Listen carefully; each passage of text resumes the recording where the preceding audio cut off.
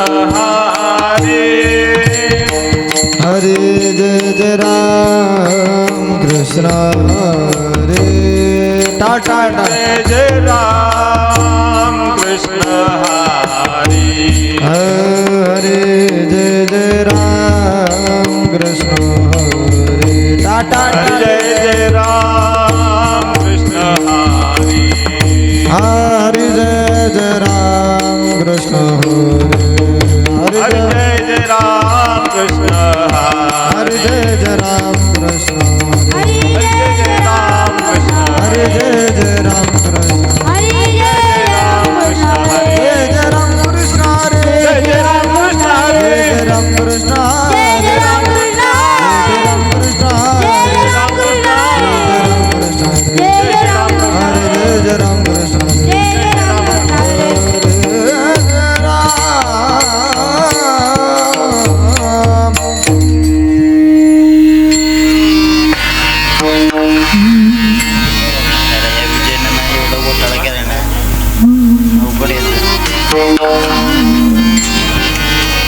सुंदर ते ध्यान उभे विठेवरे सुंदर ते ध्यान उभे विठेवरे सुंदर ते ध्यान उभे विठेवरे सुंदर ते ध्यान उभे विठेवरे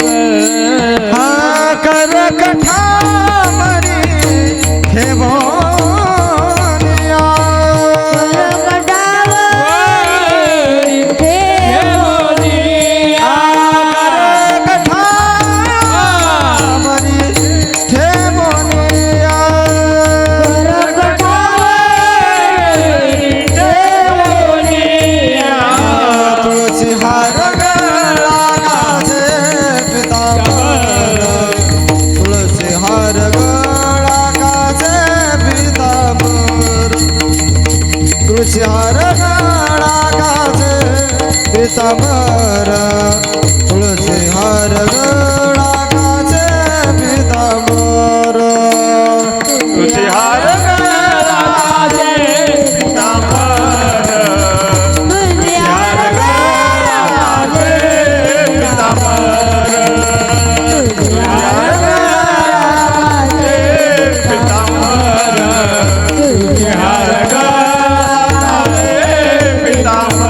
रामने निरंतर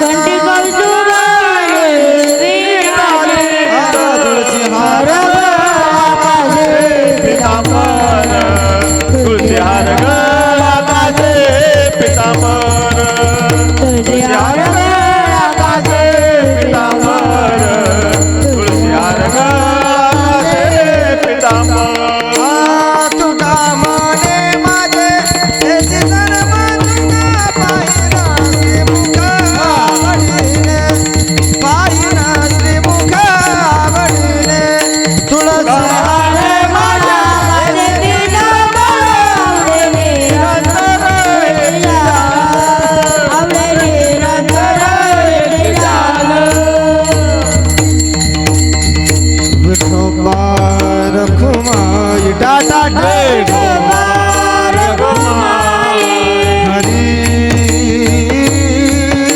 हरी जय हरी जय विठोबा रखुमाई विठोबा रखुमाई जय विठोबा रखुमाई विठोबा रखुमाई विठोबा रखुमाई विठोबा रखुमाई जय विठोबा रखुमाई विठोबा रखुमाई विठोबा रखुमाई विठोबा रखुमाई विठोबा रखुमाई विठोबा विठोबा रखुमाई विठोबा रखुमाई विठोबा रखुमाई विठोबा रखुमाई विठोबा रखुमाई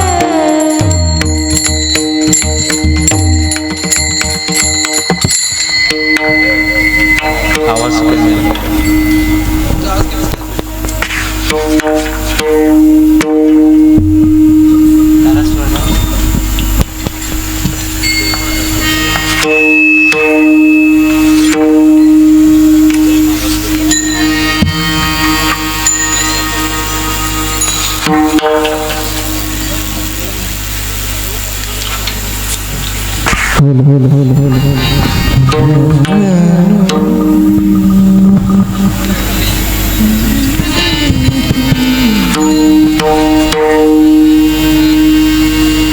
केसरी आहे आवड म्हणजे बघ बरं व्यवस्थित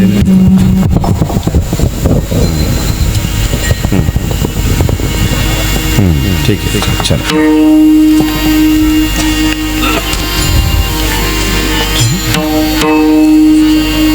राम कृष्ण हरी जय जय राम कृष्ण हरि जय जय राम कृष्ण हरे जय जय राम कृष्ण हरि जय जय राम हरे जय जय राम कृष्ण हरि जय जय राम हरे जय जय राम कृष्ण हरे हरि जय जय राम हरे जय जय राम कृष्ण हरि जय जय राम हरे जय जय राम कृष्ण हरि हरि हरि जय जय राम हरे जय जय राम कृष्ण हरि जय जय राम हरे जय जय राम कृष्ण जय जय राम जय जय राम कृष्ण जय राम कृष्ण जय जय राम कृष्ण जय हरे राम कृष्ण जय जय राम कृष्ण हरे जय जय राम कृष्ण जय राम कृष्ण जय जय राम कृष्ण जय जय राम कृष्ण हरे जय जय राम कृष्ण जय जय राम हरे जय जय राम कृष्ण हरे जय जय राम कृष्ण जय राम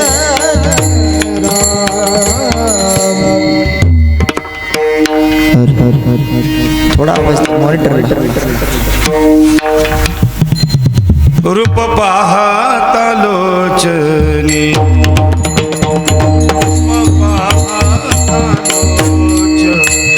रूप पाहता लोचनी रूप पाहता लोचनी सुख जाने हो साजनी सुख जाने हो साजनी साजनी तो हा विठ्ठल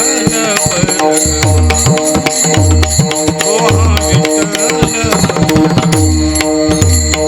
सुख सुख झाले हो तो हा विठ्ठल हा तो हा विठ्ठल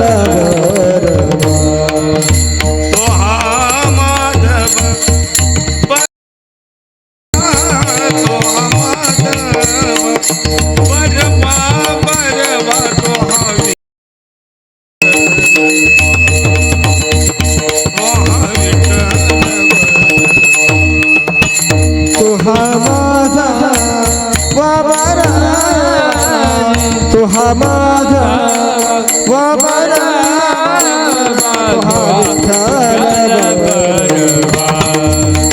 तुहा विठ्ठल बरवा बहुत सुकृता बहुत सुकृता तुझो सुकृता बहुत सुकृता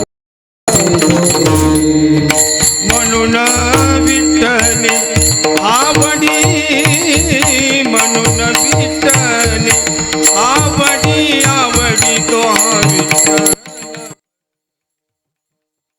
तो हा विठ्ठल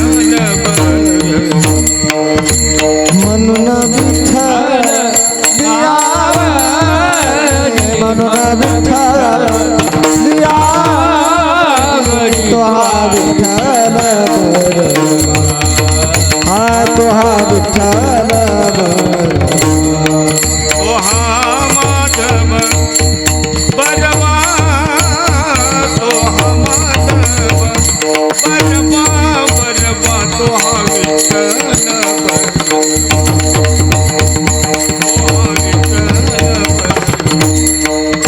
तुहा माझा वाबरा तुहा माझा वाबरा तुहा विठ्ठल बरवा तुहा विठ्ठल बरवा सर्व सुखाचे आगर सर्व सुखाचे आगर सर्व सुखाचे आगर सर्व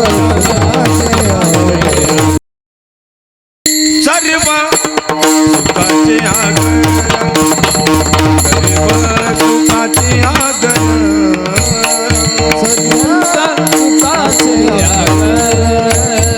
सर्व सुखाचे आगर बाप रकुमा देवीवर बाप रकुमा देवीवर तो हा विठ्ठल बरवा हा विठ्ठल बरवा बाप रखुमा देवी वर बाप रखुमा देवी वर तुहा विठ्ठल बरवा तुहा विठ्ठल बरवा तो माधव बरवा तो माधव बरवा तो विठ्ठल बरवा तो विठ्ठल बरवा तुहा माधव बरवा तुहा माधव तुहा विठ्ठल बरवा तुहा विठ्ठल बरवा विठ्ठल बरवा जय राम कृष्ण जय जय राम जय राम कृष्ण जय जय राम जय राम कृष्ण जय राम कृष्ण हरी जय जय राम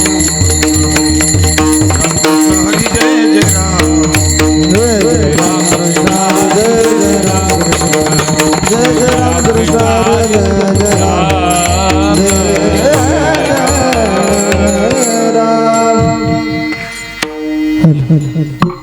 लगी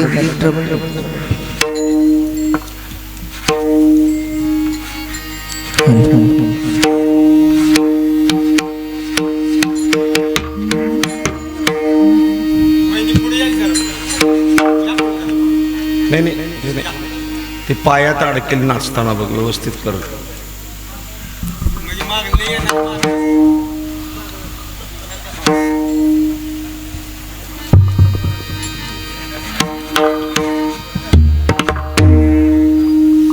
चंदनाचे हात पायही चंदन चंदनाचे हात पायही चंदन चंदनाचे हात चंदनाचे हात पायी चंदन परिसा नाही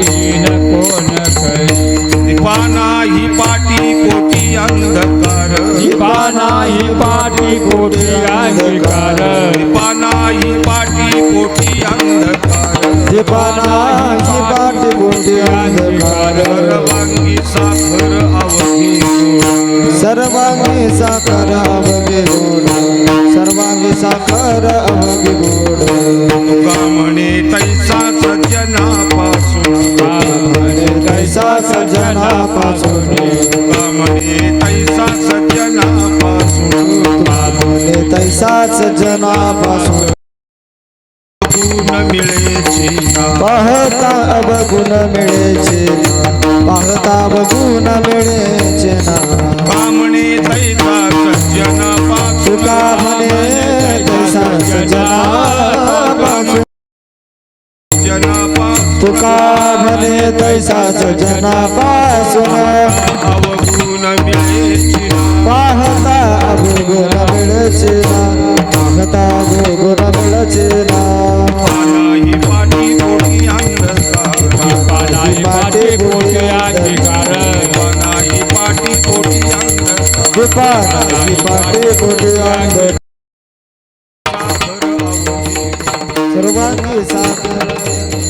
सर्वांगी सागर अवघे गोड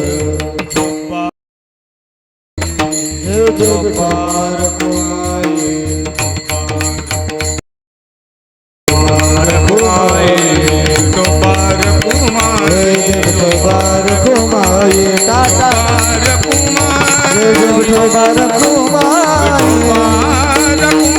पार कुमाई पार कुमाई पार कुमाई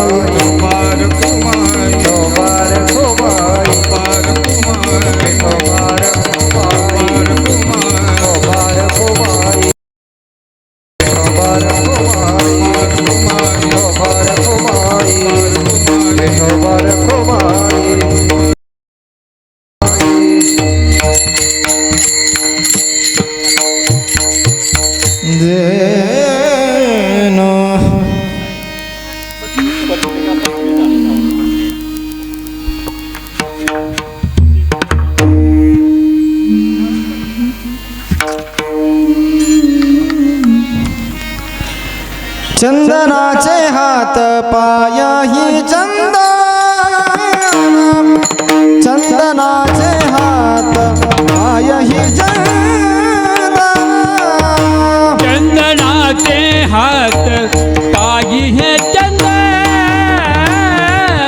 चंदनाचे हात पायी हे चंदनाचे हात पायही चंदन चंदनाचे हात पायही चंदन चंदनाचे हात पायी हे चंदन चंदनाचे हात पायी हे चंदन परिसाला हीन कोणी अंग परिसाला हीन कोणी अंग दीपानाही पाटी बोटी अंधकार दीपानाही पाटी बोटी अंधकार परिसा नाही हीन अंगीकार परिसा नाही हीन अंगीकार दीपा नाही पाटी कोटी अंगीकार दीपा नाही कोटी कोटी अंगीकार चंदनाचे हात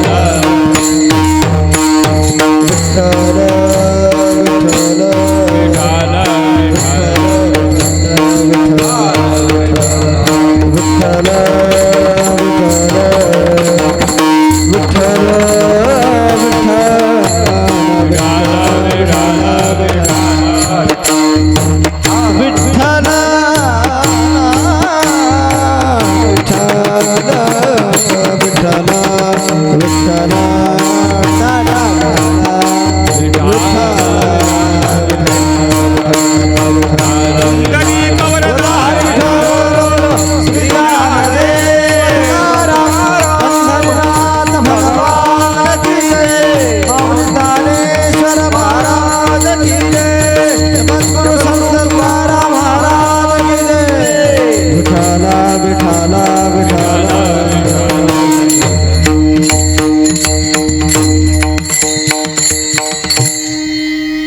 चंदनाचे हात पायही चंदन, चंदनाचे हात पायही चंदन, परिसा नाही हिन कोणी अंग, दीपा नाही पाटी पोटी अंधकार, सर्वांगी साखर अवघी गोड, तुका म्हणे तैसा सज्जनापासून, पाहता अवगुण मिळेची ना, दीपा नाही पाटी पोटी अंधकार,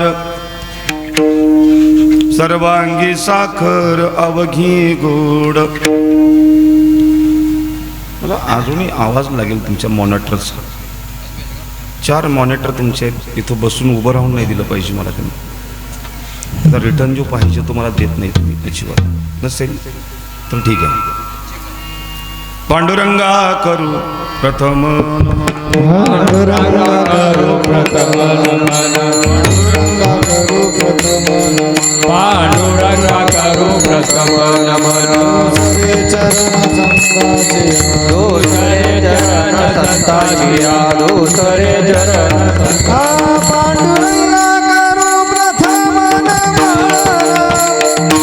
सरे चरण संताचे, त्यांच्या कृपादाने कथेचा विस्तार, बाबाजी सद्गुरुदास तुका.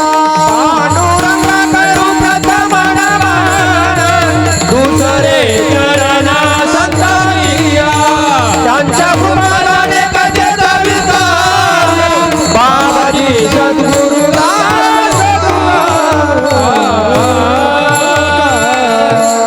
जयांचे केलिया स्मरण होय सकळ विद्येंचे अधिकरण, तेची वंदो चरण श्री गुरूंचे ते नमस्कारोणी आता. चंदनाचे हात पायही चंदन, परिसा नाही हिन कोणी अंग, दीपा नाही पाटी पोटी अंधकार, सर्वांगी साखर अभगी गोड. सकल संत सज्जन मायबाप, कीर्तन सेवेसाठी निवडलेला अभंग. अभंग कोण्या संतांचा आहे हे सांगण्यात का अज्ञानी समाज या महाराष्ट्रामध्ये उरला नाही भाऊ.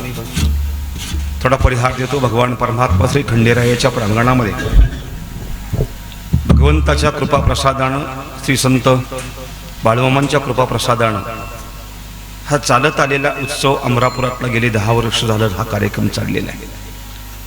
या कार्यक्रमाचं हे 10वं वर्ष आहे आणि 10व्या वर्षाच्या कार्यक्रमाच्या निमित्तानं अतिशय एक आनंदीदायी वातावरणामध्ये हा उत्सव चालू आहे. गेली 4-5 दिवस झाले हा कार्यक्रम करता तुम्ही. तसं मी याही पूर्वी अनेकदा अमरापूरमध्ये आलो आहे. हा इकडचा सगळा विभाग म्हणजे माझ्या खूप प्रेमातला विभाग आहे. हल्ली शक्य होत नाही, हा भाग वेगळा आहे. पण यापूर्वी खूप वेळा इकडे या भागामध्ये मी आलेलो आहे आणि त्याच निमित्तानं ग्रामस्थांनी, या कार्यक्रमाच्या संयोजकांनी, कार्यकर्त्यांनी, आदरणीय श्री हरिभक्तीपरायण शहाजी दादा असतील, राहुल महाराज असतील, आदी सगळ्या मंडळींनी आवर्जून फोन करून सांगितलं की कार्यक्रमाला यावं लागेल आणि त्यानिमित्तानं केलेलं या कार्यक्रमाचं हे नियोजन आहे, संयोजन आहे. आपण उपस्थित सर्व ग्रामवासी या कीर्तनाकरता आवर्जून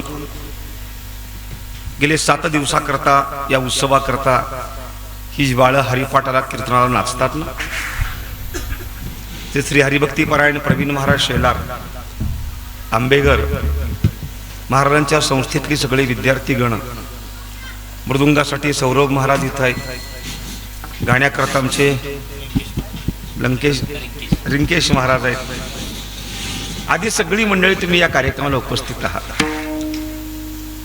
कीर्तनाची वेळ खूप छान आहे. 7 ते 9 असं कीर्तन आहे. वेळ अतिशय चांगली आहे,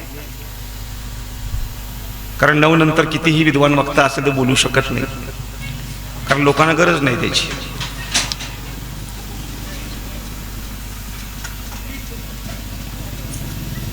असा एक सुंदर सोहळा आहे. मी सर्वांच्या चरणाशी नतमस्तक होतो, आपलं दर्शन घेतो. अभंग छोटा आहे, अभंगाचा भावार्थ खूप मोठा आहे. मला दिलेल्या वेळेप्रमाणे तो पूर्ण करण्याचा प्रयत्न करतो. मी हळूहळू गरम होत असतो. एकदम काही मी गरम होत नाही, कारण तेवढं व्होल्टेज लगेच मिळत नाही. ते काही जनरेटर नाही, आपण लगेच किक मारली की तेवढं व्होल्टेज आपल्याला याला.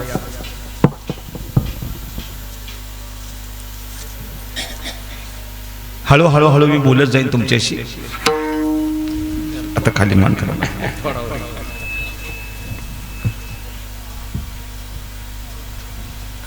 तुम्हा सगळ्यांनी आवाज माझा चांगला येणार आहे, काळजी करू नका. मी पहिल्यांदा शांतच बोलतो. याचं एकमेव कारण असं आहे की तुमची मानसिकता पहिली झाली पाहिजे ऐकण्याची. तुम्हाला कळालं पाहिजे मागणं आवाज येत नाही असं सांगितलं पाहिजे. कानात वर करा म्हणून सांगितलं पाहिजे. दिसत नाही पुढलं काय. या सगळ्या गोष्टी आजच्या काळामध्ये सगळ्या लोकांना हव्याशा वाटतात. खूप छान कीर्तन करतो, तुमची साथ हवी आहे मला. मनाचं कान करून कीर्तन ऐका. मला बरं वाटायसाठी नाही, देवाला बरं वाटावं इतकं चांगलं भजन करा. विठाला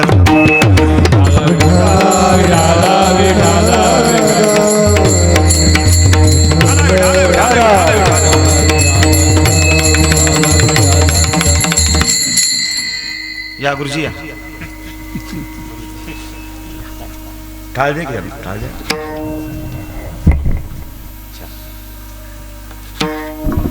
अखिल संत मंडळीमध्ये ज्यांनी जगाच्या पाठीवर जगद्गुरु ही पदवी प्राप्त केली ते देहूचे श्रीमान श्रीमंत जगतवंत जगद्गुरु तुकोबऱ्यांच्या गोड अशा गाथामध्ये ज्या तुकोबऱ्यांनी छातीवर हात मारावणी जगताला सांगत राहावं की वेदाचा तू अर्थ आम्हासीच ठाव. ज्या तुकोबऱ्यांना वेदाचा अर्थ कळाला गेला, चारही वेद या गाथ्यामध्ये भरावी. सर्वसामान्य माझ्या मराठी भाषिकांना वेद कळणार नाही याची जाण त्या काळामध्ये माझ्या संत तुकोबांना व्हावी.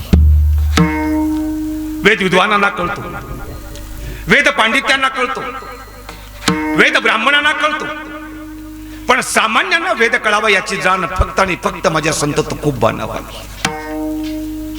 या महाराष्ट्र भूमीला मोठे महान संत झाले. निळोबऱ्यांनी म्हणावं जगद्गुरु तुका जगद्गुरु तुका अवतार नामयाचा. जगद्गुरु तुका अवतार नामयाचा. संप्रदाय सकळांचा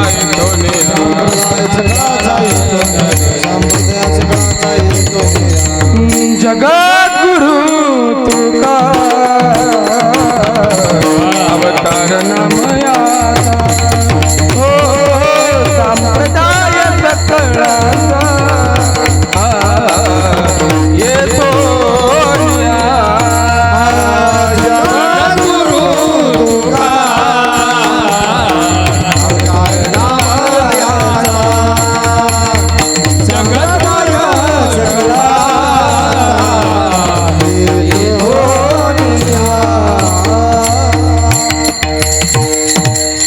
जगद्गुरु तुका अवतार नाम याचा संप्रदाय सकळांचा येथून या.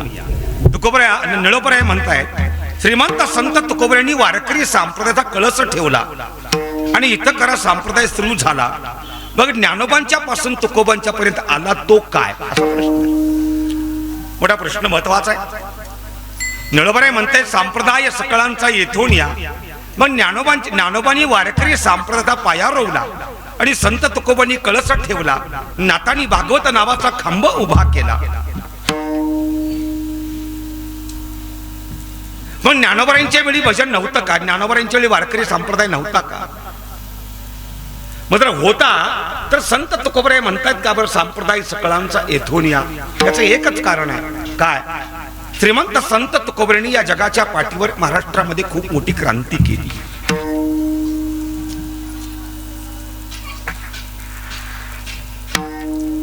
बाबाजी चैतन्यांच्याकडून अनुग्रह झाला संत तुकोबांना. बाबाजी चैतन्य हे गृहस्थी होते, संसारिक होते, पण संसाराच्या तापामध्ये एवढे तापले बाबाजी चैतन्य. आणि राग आला या संसाराचा, रोज उठून कर्कशा. आणि म्हणून बाबाजी चैतन्य घरातून रागानं निघून गेले की आता पुन्हा कधीच येणार नाही या दिशेने निघाले. एकतर मरावं, एकतर आत्महत्या करावी, पण हा संसार नको म्हणणारे बाबाजी चैतन्य इतके दूर दूर दूर दूर चालत गेले. आणि बघता बघता जंगलाच्या वाटेनं जंगलामध्ये चालत असताना बाबाजी चैतन्याच्या लक्षात नाही मी चालतो कुठं. एका घनदाट जंगलामध्ये बाबाजी चैतन्य घुसले आणि बघता बघता अंधार झाला. श्वापदांचा आवाज येऊ लागला. हिंस्र पशु आणि पक्षी ओरडू लागले आणि बाबाजी चैतन्याच्या लक्षात आलं की रागाच्या भरात चालत मी जंगलात आलो. अंधार पडला. आता बाहेर पडायला रस्ता मला सापडणार नाही. आता 100% श्वापदांच्या तावडीमध्ये मी सापडणार, त्यांची मी शिकार होणार आणि माझं गाव पुन्हा माझ्या आयुष्यात पाहता येणार नाही. दुर्बुद्धी झाली देवा, दुर्बुद्धी झाली देवा, आणि संसार सोडला आणि मृत्यूच्या दाढेमध्ये येऊन उभा राहिलो. अरे भीतीपुटी या बाबाजी चैतन्यांनी एका मोठ्याच्या मोठ्या झाडाच्या ढोलीमध्ये लपून बसले बाबाजी चैतन्य की कोण्या वन्य प्राण्याच्या मुखाला मी लागू नये या भीतीपुटी. अगदी अंधार पडला, काळकुट्ट अंधार झाला आणि बाबाजी चैतन्य देवाचा धावा चालू केला. एक सांगू, ज्यावेळी माणसाच्या जीवनामध्ये संकट येतं ना त्यावेळी माणूस देवाचं नाव घेतो. आणि एकदा संकट निघून गेलं की देव सोडून देत असतो. ज्या दिवशी संकटातून बाहेर पडल्यावर देवाला सोडलं त्या दिवशी देव सुद्धा विचार करतो आणि देव सुद्धा तुम्हाला मला सोडून देत असतो. बाबाजी चैतन्य देवाचा दावा मोठमोठ्यानं करू लागले. आणि याच मध्यरात्री या घनदाट जंगलामध्ये याच बाबाजी चैतन्यांच्या पुढं एका अवलियानं उडी मारली. लज्जा रक्षणाकरता लंगोट घातली. दाढी जटा अतिशय वाढलेल्या, अतिशय विक्राळ, अतिशय अक्राळ माणूस, हाताच्या बोटाची नकाशा गुंडुळ्या झालेल्या आणि बाबाजी चैतन्याच्या पुढे उभा राहिली. आणि बाबाजी चैतन्य खूप मोठ्यानं आंबरडा फोडला. आता देवा तूच वाचव, आता मेलो बरं असं म्हणता क्षणी समोरचा अवलिया एक विदूषकी मोठमोठ्यानं खदखद हसू लागला आणि सांगू लागला, घाबरू नको, अरे तुझ्या करताच मी इथपर्यंत आलो नाही. बाबाजी चैतन्यांना धीर आला आणि ढोलीतून खाली उडी मारली आणि त्या महात्म्याच्या चरणाशी लीन झाले. पायाला घट्ट मिठी मारली. आता मला सोडू नका, मी खूप घाबरलोय, मला माझ्या संसारामध्ये पुन्हा जायचंय. राघव चैतन्य होते त्यांचं नाव. बाबाजी चैतन्य आणि राघव चैतन्य या दोघांची भेट या जंगलामध्ये झाली. खाली हात घातला आणि बाबाजी चैतन्यांना राघव चैतन्याने उचललं, सांगितलं घाबरू नकोस, मी तुझ्या करता आलो. आणि डोक्यावर हात ठेवला राघव चैतन्यानी आणि बाबाजी चैतन्य आपला संसार विसरले. आणि बघता बघता बाबाजी चैतन्यांना राघव चैतन्यांच्याकडून अनुग्रह झाला. ती मध्यरात्र होती. तुम्ही जाणकार आहात म्हणून तुमच्याशी बोलतोय. हा विषय बऱ्याचशा लोकांच्या डोक्यातनं विषय जाणार आहे,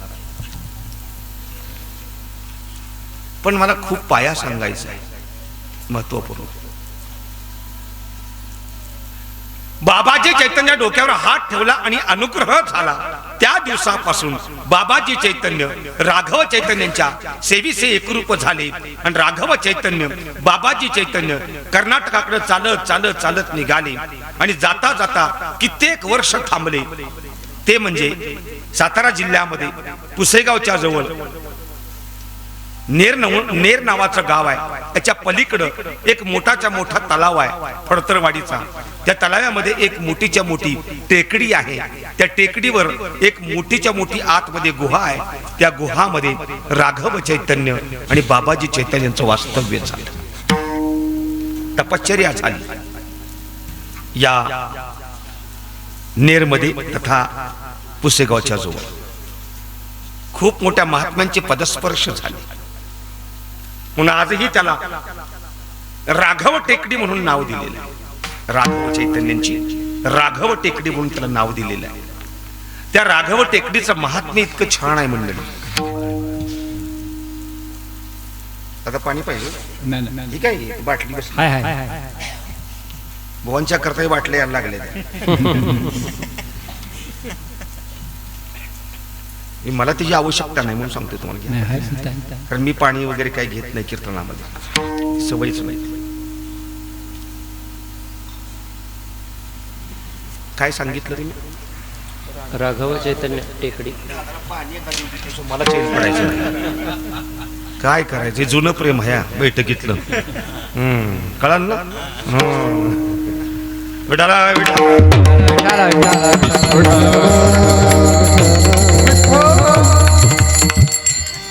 आपल्या माहिती करतात मंडळींचे सांगतोय मी, ऐका. महिला मंडळ ऐका बरं. त्या राघव टेकडीचं असं महात्म्य आहे ते सांगत होतो तुम्हाला बरं का राहुल महाराज. कधीतरी जा तुम्ही. मला सांगायचा उद्देश, जिथं ते मंदिर वर्षातनं एकदा 7 दिवसाकरता उघडलं जात. महिलांचे उपास असतात ना सूर्यनारायणाची, त्यावेळी ते उघडलं जात आणि पुन्हा वर्षभर बंद असतं. मग ज्याला बंद करतात ना त्याला आतमध्ये एक उसाची मुळी ठेवतात, मोठा पाण्याचा माठ भरून ठेवतात, आतमध्ये दिवा लावतात, आरती करतात. एक कोणतरी साधू महात्मा बोलवावा लागतो, तो अभिषेक आणि आरती करण्याकरता. आरती करायची आणि दरवाजा लावून घ्यायचा. दरवाजा लावून घेतल्यानंतर पुन्हा बाहेरनं पांढरीच्या मातीनं ते सारवायचं, लिंपायचं सगळं आणि मग निघून जायचं. ते पुढल्याच वर्षी यायचं आणि त्या साधू महात्म्याला बोलवायचं, श्रीफळ वाढवायचं, पूजा करायची आणि मग ते द्वार उघडायचं. ज्याला ते द्वार उघडलं जातं त्याला पाठीमागच्या वर्षीचा लावलेला दिवा चालूच असतो. आत समाधी मंदिरामध्ये चालू असतो. ते राघव चैतन्य. आणि इथून चालत चालत चालत ते कर्नाटकात गेले आणि कर्नाटकामध्ये राघव चैतन्यांची समाधी झाली. आणि बाबाजी चैतन्यांना खूप दुःख झालं. बाबाजी चैतन्य पुन्हा माघारी फिरले, कर्नाटकातून महाराष्ट्रामध्ये आले आणि अहमदनगर जिल्ह्यात आळे फाट्यानजीक ओतूर या ठिकाणी बाबाजी चैतन्य आले. आणि बाबाजी चैतन्यांनी विचार केला, आता आपण ही समाधी घ्यावी. समाधी घ्यायचा निर्णय बाबाजी चैतन्यांनी केला. आणि त्या रात्री राघव चैतन्यांनी स्वप्नामध्ये दृष्टांत दिला बाबाजी चैतन्यांना, तुला समाधी घेता येणार नाही. म्हणे का? अरे देहूला संत तुकाराम महाराज आले. बर हा, त्या संत तुकोबांना तुझा अनुग्रह झाल्याशिवाय तुला समाधी घेता येणार नाही. अर्थार्थी बाबाजी चैतन्य आणि संत तुकोबऱ्या हे समीकरण कुठं जुळतच नाही.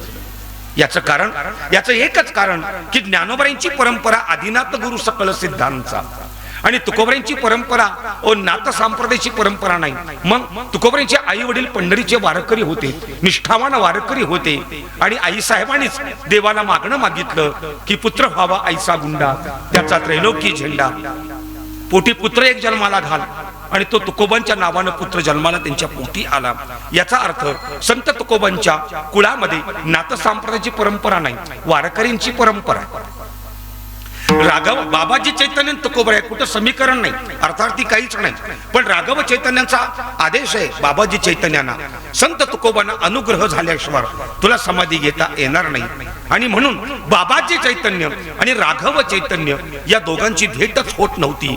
आणि म्हणून बाबाजी चैतन्यांनी विचार केला, माझ्या गुरुजींनी मला स्वप्नामध्ये दृष्टांत दिला तर मी सुद्धा माझ्या संत तुकोबांना स्वप्नामध्ये दृष्टांत देतो. आणि बाबाजी चैतन्य संत तुकोबांच्या स्वप्नामध्ये गेले आणि तुकोबरे सांगू लागले, स्वप्नामध्ये माझे सद्गुरू आले. पहाटेची वेळ होती, गंगेच्या स्नानाकरता मी निघालो होतो. अंधारामध्ये माझे सद्गुरू पद्मासन घालून ध्यान अवस्थेमध्ये बसलेले होते. जाता जाता माझा त्यांना पाय लागला. मला असह्य वेदना झाल्या की एका साधू महात्म्याला माझ्याकडनं पाय लागला आणि म्हणून खाली धाडदिशी कोसळलो, रडलो मी. आणि मी त्यांना विचारलं, मला क्षमा करा, आपलं नाव मला समजावं. आणि तो महात्मा मला आपलं नाव सांगतो, बाबाजी आपुले. बाबाजी आपुले सांगितले नाम, बाबाजी आपुले सांगितले नाम, बाबाजी आपुले सांगितले मन मधला राम कृष्ण हरे, राम कृष्ण हरे, राम कृष्ण हरे. बाबाजी आपुले सांगितले नाम, मंत्र दिला राम, राम कृष्ण हरे. बाबाजी आपुले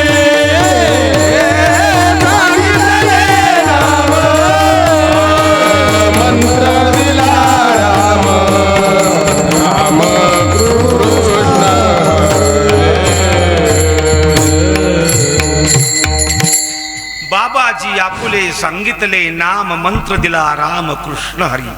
त्यांनी नाव सांगितलं माझं नाव बाबाजी चैतन्य आणि त्यांनी मला मंत्र दिला राम कृष्ण हरी. आता मी खूप जवळ मुद्द्याला आलो बरं का, की संप्रदाय सकाळांचा एथोनिया का याचं मी उत्तर देतोय तुमच्याशी. मला मंत्र दिला रामकृष्ण हरी. गुरु वेगळे आणि सद्गुरू वेगळे. पावला पावलाला वाटे वाटेला भेटतो जीवनामध्ये गुरु भेटेल, पण सद्गुरू भेटणं खूप कठीण आहे. तुकोबराय म्हणतात मला सद्गुरू भेटले. मग ऐका, अरे गुरु मंत्र देतात तो उघडा मंत्र देतात आणि सद्गुरू मंत्र देतात तो गुपित मंत्र देतात. मला मांडीवर घेतलं बाबाजी चैतन्याने आणि माझ्या कानामध्ये मंत्र दिला रामकृष्ण हरी आणि याचा जप करायला सांगितलं आणि माझ्या सद्गुरूंचा मंत्र शिरसावंद मानला आणि त्याचा मी जप करू लागलो.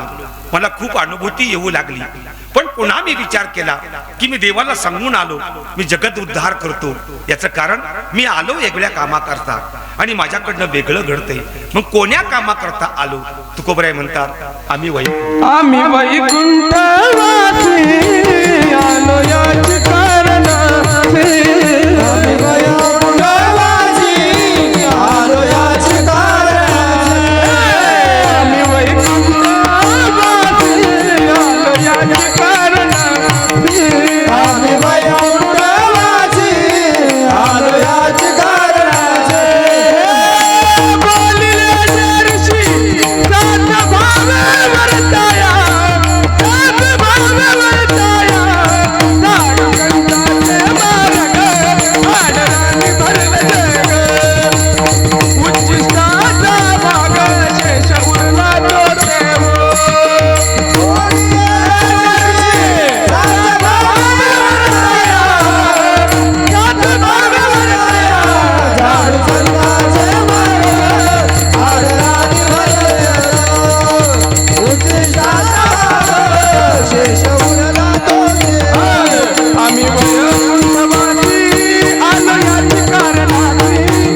बोलिले जे ऋषी सात भावे वर्ताया. आम्ही वैकुंठवासी आलो याची कारणाची. बोलिले ऋषी सद्भावे वर्ताया.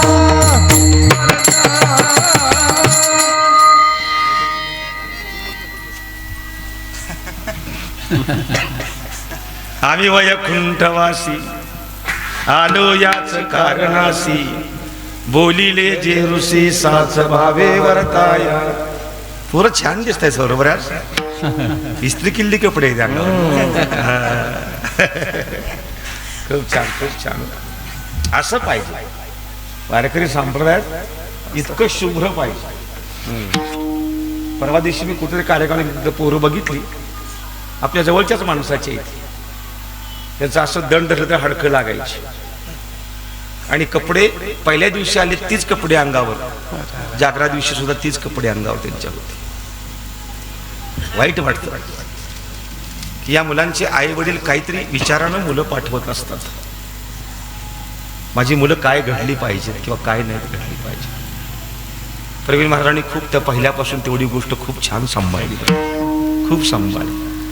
म्हणजे थोडंसं तुम्हाला हे वाटेल, पण महाराष्ट्रावर फिरत असताना मी अनेक संस्था पाहतो.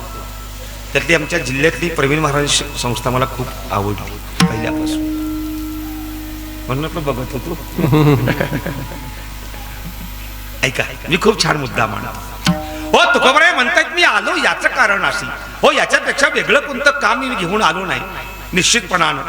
पण माझ्या सद्गुरूंनी मला जो गुपित मंत्र दिला मी त्याचं काय करावं. आणि म्हणून या महाराष्ट्रातल्या वारकरी संप्रदायामध्ये संत तुकोबरायांनी मोठी महान क्रांती केली आणि हाच मंत्र तुकोबरायांनी उघडा मंत्र केला. याचा अर्थ उघडा मंत्र जाणा रामकृष्ण हरी म्हणा. तुकोबरायांनी हा मंत्र उघडा केला आणि या महाराष्ट्राला एक मंत्र दिला. त्या मंत्राचं नाव आहे रामकृष्ण हरी. बरं, आता आणखीन एक मुद्दा. हा मंत्र पूर्वी नव्हता का? होता, ज्ञानोबरांच्या काळापासून होता. हरिपाठामध्ये आम्ही म्हणतो रामकृष्ण हरी विठ्ठल केशवा. फक्त काय झालं तर विठ्ठल केशवा हा थोडासा मुद्दा बाजूला केला आणि मर्यादित मंत्र मिळाला. आणि महाराष्ट्रात क्रांती झाली आणि निळबराय म्हणू लागले संप्रदाय सकळांचा येथून या. ते श्रीमंत संत तुकोबऱ्या यात तुकोबऱ्यांच्या गोड अशा गाथ्यामध्ये काही अभंग स्वार्थी जीवा करता, काही अभंग परार्थी जीवा करता, काही अभंग नामपर, संतपर, स्थितीपर, उपदेशपर, करुणापर, मागणीपर, आंधळे, पांगुळे, बारुड, गवळणी असा अनेक समुच्चय ज्यांच्या गात्यामध्ये पाहता येतो ना. अरे याच गात्यामध्ये एक संत नावाचं मोठं छानसं प्रकरण तुकोबरे वर्णन करतायत. त्या संतांचं वर्णन करणारे तुकोबराया आणि ज्यांचं वर्णन आहे ते संत. याचा अर्थ अभंगामध्ये संतांनी संतांचं वर्णन करावं याचं एकच कारण ते एर्या गबाळ्याचे काम. संतांचं वर्णन करण्याकरता संत व्हावं म्हणजे व्यवहार वेगळा आणि परमार्थ वेगळा. व्यवहारामध्ये मित्रानं मित्राचं वर्णन करावं, भावानं भावाचं वर्णन करावं, नवऱ्यानं बायकोचं वर्णन करावं, बायकोनं नवऱ्याचं वर्णन करावं हा व्यवहार आहे. संतांचं वर्णन करण्याकरता संत व्हावा हा परमार्थ. मुद्दा लक्षात आला असेल तर बघा. आणखीन जरा खाली येऊन सांगतो. 10-12 बायका एकत्र मध्ये आल्या. त्यातली एक बाई हळूच म्हणाली, तुला माहित आहे का? म्हणे काय? आमचे हे बरं संध्याकाळची कामावून आली आणि एसटीतनं खाली उतरून घराकडे येताना कुत्र सुद्धा अडवं जात नाही असा दरार आहे त्यांचा. याचं नाव वर्णन आहे. सगळ्या बायका तोंडाकडे बघू लागल्या. बाई हो काय वजन नाही या माणसाचं. त्यातली एक बाई म्हणजे तिचं काय ऐकू नका. म्हणे का? नवरा बेवडा आहे, रस्ता पुरत नाही चालायला म्हणून कुत्री घाबरते. संपला विषय. व्यवहारातलं वर्णन हे व्यवहारामध्ये. संतांचं वर्णन करण्याकरता भक्तांचा महिमा भक्तची जाणती. याच्या पुढे प्रमाण द्यायचं झालं तर संतांचा महिमा तो संतांचा महिमा तो संतांचा महिमा तो दुर्गमा. शाब्दिकाचे काम नाही, शाब्दिकाचे काम नाही, शाब्दिकाचे काम नाही. संतांचा महिमा तो बहु दुर्गम, शाब्दिकाचे काम नाही, शाब्दिकाचे काम नाही, शाब्दिकाचे काम नाही. संतांचा महिमा तो बहु दुर्गम, शाब्दिकाचे काम नाही येते, शाब्दिकाचे काम नाही येते, शाब्दिकाचे काम नाही येते. शाब्दिकाचे काम नाही येते. एकाच पांडित्याने एखाद्या प्राचार्याने एखाद्या कीर्तनकारानं संतांचं वर्णन करणं म्हणजे वर्णन होत नाही. त्याला संतच व्हावं लागतं. बस संपला विषय. हा आता तुकाराम महाराज संत आहेत, नुसते संत नाहीत. रामेश्वर भट्ट सांगतात तुका विष्णू नाही तुझा. हा तुकोबराया आणि विष्णू हे काय वेगवेगळे नाही असं सांगताय. तुकोबरायांचा अवतार आहे. कारण निळबरायांच्या आरतीमध्ये त्याचा उल्लेख केलेला आहे की तुकोबऱ्यांनी मानव धर्म किंवा मानव रूप घेतलेला आहे पण महाराज देवच आहेत. हा जे वैकुंठला जातात ते संत तुकोबराय देव आहे. आणि रामेश्वर भट्ट साधे नाही, अतिशय विद्वत्ता ज्या रामेश्वर भट्टांची आहे ते रामेश्वर भट्ट आहे. माझा मुद्दा खूप महत्वाचा. या अभंगाची पीठिका मांडत काही बाधक मंडळी त्रिविधाच्या तापानं तापलेली आणि संसाराच्या दुःखानं दुखवलेली, ज्यांच्या जीवनामध्ये परमार्थाची कटुता होती त्या जीवाला परमार्थ गोड लागला. आणि असा एक वर्ग परमार्थ करता मन धाव घेत असताना तुकोबरायांच्या पर्यंत तो पोहोचला. आणि तुकोबरायांना म्हणू लागला महाराज सांगा ना. म्हणे काय? त्या परमार्थातलं गोड मार्गदर्शन आम्हाला कळावं. तुकोबराय म्हणतायत आलो याच कारणासी. मग सांगा ना महाराज. तुकोबराय म्हणतात त्याकरता एक काम करा. म्हणे काय? करी आईसी धावा धावी चित्त लावी चरणा. महाराज सांगतात त्याकरता धावा धावी करू नका. मग काय करू? त्या भगवान परमात्म्याच्या चरणाला तुम्ही चित्त लावा. एकाने विचारलं महाराज का हो? त्या देवाच्या चरणाशी चित्त लावलं आम्हाला काय मिळेल? माझ्या संत तुकोबरायांची उत्तर मोठी छान आहेत. मग तो माझा माय बाप, मग तो माझा माय बाप, मग तो माझा माय बाप,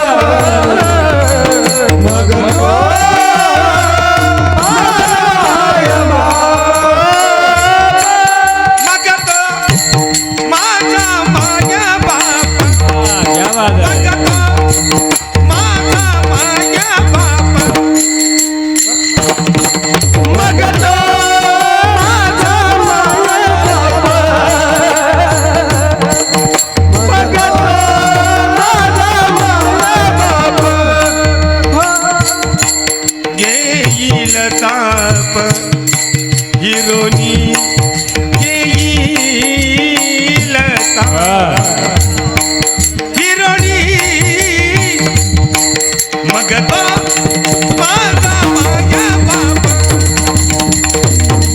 मग तो माझा माया बाप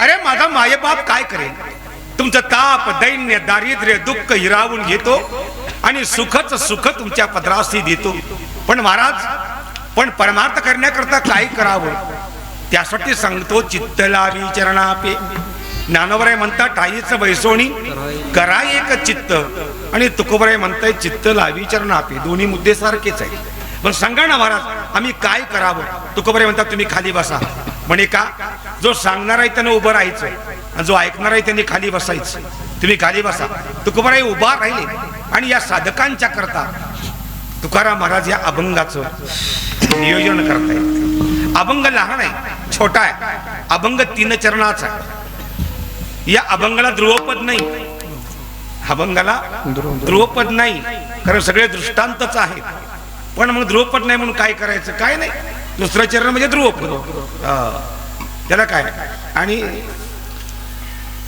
चालतं तसं ध्रुवपदच नाही अभंगाच्या पहिल्या 2 चरणामध्ये तुकोबराय 4 दृष्टांत मांडतात त्यातले पहिले जे 2 दृष्टांत आहेत ते म्हणजे अभंगाच्या पहिल्या चरणात चंदनाचे हात पायाशी चंदन चंदनाचे हात पायाशी चंदन चंदनाचे हात पायाशी चंदन चंदनाचे हात पायाशी चंदन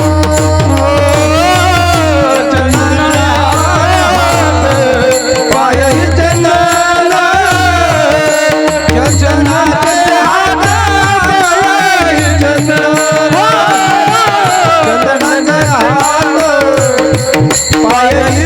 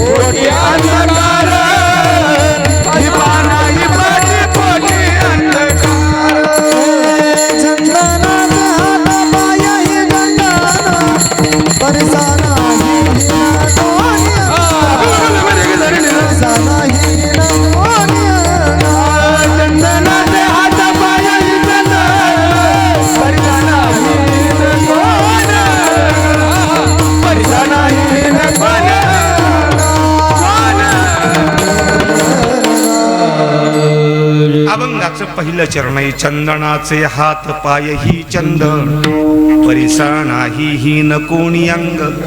तुकोबराय पहिला दृष्टांत मांडता तो चंदनाचा दृष्टांत मांडत आहे. महाराज सांगतायत माझे सकल संत हे चंदनाप्रमाणे. एकानं प्रश्न केला चंदनाप्रमाणे? हा, अरे चंदनाच्या फांदीला जो सुगंध आहे तोच बुंध्याला आहे, आणि जो बुंध्याला सुगंध आहे तो फांदीला सुगंध आहे. चंदन आपल्या सुगंधामध्ये कधी नाही फरक केला त्याला. पण का, याचं उत्तर तुकोबराय देतात. चंदन हा देवाच्या माथी लावण्याकरता ज्यावेळी सानीवर उघळला जातो, ताकद लावून त्याला उघळावा लागतो ना, त्याला तो चंदन स्वतः झिजून जातो आणि सुगंध मात्र तो जगताला देत राहत असतो. संत माझे असेच आहेत, याहीपेक्षा काही फरक नाही. संत सुद्धा माझे आले देह कष्टविती परोपकारी, जगताच्या कल्याणाकरता आलेले माझे संत स्वतः झिजून जातात पण जगताचं कल्याण करतात. चंदन स्वतः झिजून जातो, परोपकाराकरता जगतो आणि जगताला सुगंध देत राहत असतो. इतकंच नाही, चंदन हा इतका सुगंधी आहे. चंदनाच्या सभोवताल बोरीचं, बाबळीचं, निंबाचं, कशाचे झाड असू दे, तो चंदन त्या झाडांना आपला सुगंध देत असतोय. सर्वांगी सुहास परितू उगलान राय,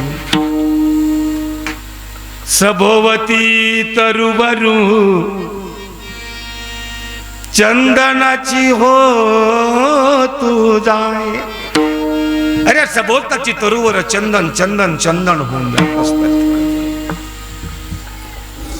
प्रमाण तुका म्हणे गुण चंदनाचे अंगी, तैसे तुम्ही जगी संत जन. सोपी सोपी प्रमाणात अगदी.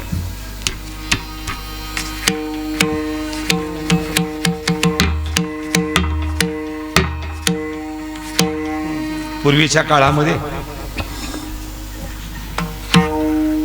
जुनी भजनं असायची, अभंग ऐकून पाठ झालेली त्यांची, ऐकून पाठ असायची. लिहिता वाचता येत नव्हतं ना, कुणा तरी ऐकायचं आणि मग ते पाठ करायचं आणि ती चाल बसवायची आणि तशीच म्हणायची. एकच भैरवीची चाल असायची आणि एकच संत प्रकरणाला अभंग त्यांच्या पाठ. ते बारका असल्यामुळं मग त्यांनी सूर लावायचा आणि संताने सरिता केलो तैसा, ही फिक्स भैरवी. या भैरवीमध्ये फरक नाही किंवा काय नाही. आणि मग हळूहळू लिहायला वाचायला लोक गात्याची पारायण करू लागली. जी गात्याची पारायण करायची ना व्यासपीठ चालक, त्याने सुद्धा असंच म्हणायचं, संताने सरिता. त्यांनी गाता नीट वाचलाच नाही, नुसतीच पारायण केली.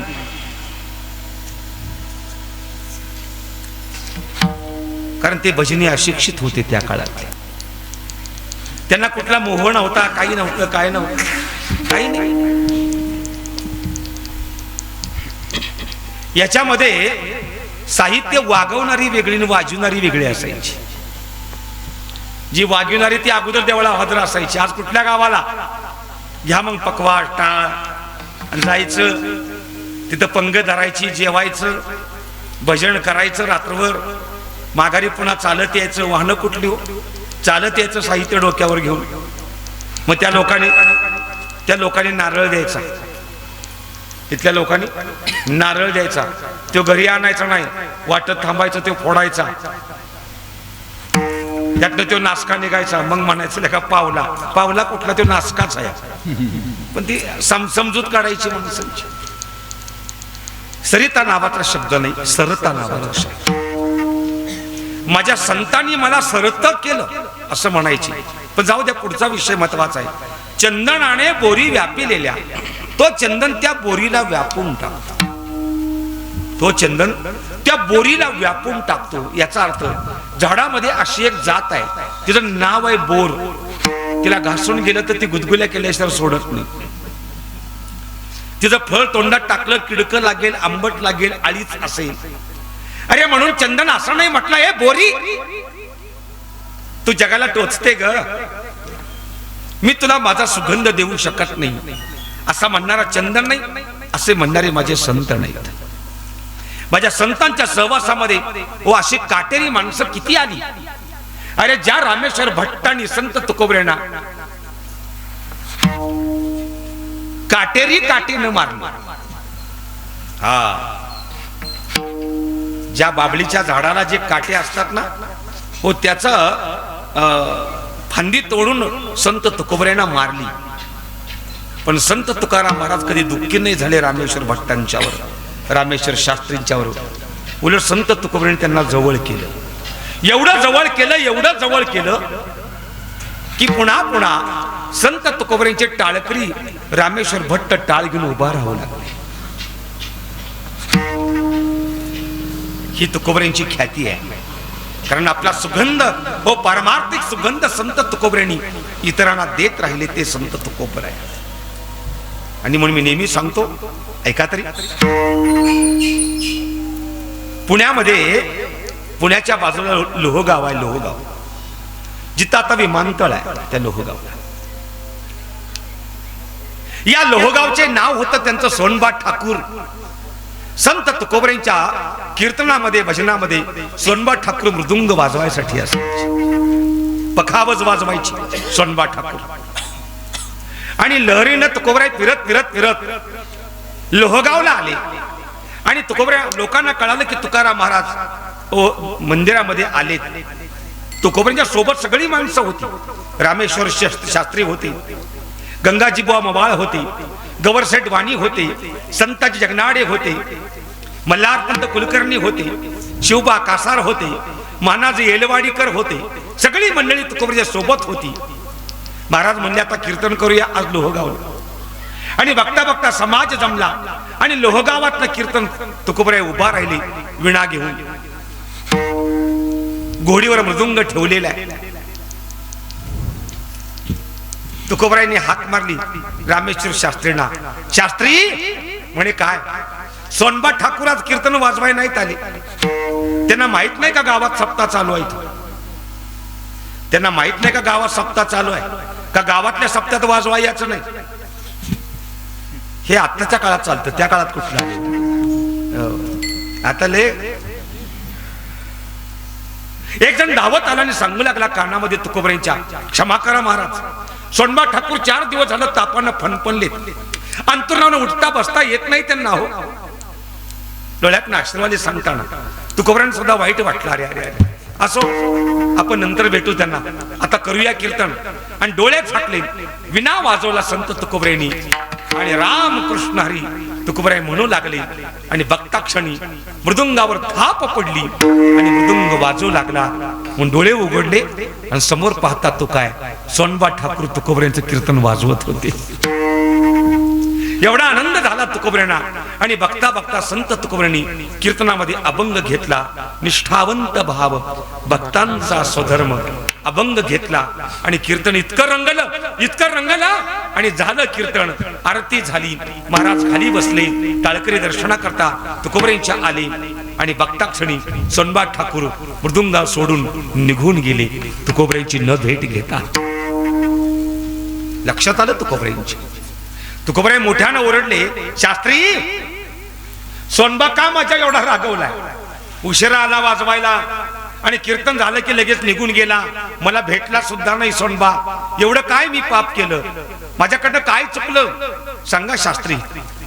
सोनबाना घेऊन या, मी त्या सोनबाची माफी मागतो काही चुकलं असेल तर. शास्त्रींना राग आला सोनबा ठाकूरांचा.